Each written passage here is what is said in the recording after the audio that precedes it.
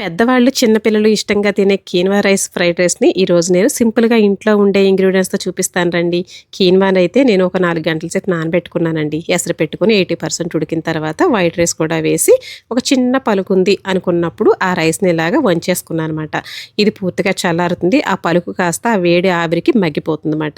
ఈలోగా వెడల్పగా మందంగా ఉండే గిన్నె పెట్టుకోవాలండి. ఫ్రైడ్ రైస్ అంటే కాస్త పొడి పొడిలాడుతూ వేగినట్టు రావాలి కదా మరి! అందుకని. ఇంకా బటర్ వేసుకున్నాను. అది వేడెక్కిన తర్వాత 2 ఎగ్స్ అయితే వేసుకొని కాస్త అలాగా వేగిన తర్వాత అప్పుడు అందులో కట్ చేసి పెట్టుకున్న బీన్స్, పచ్చిమిర్చి వేసానండి. అలాగే కట్ చేసి పెట్టుకున్న క్యాబేజీ వేసాను.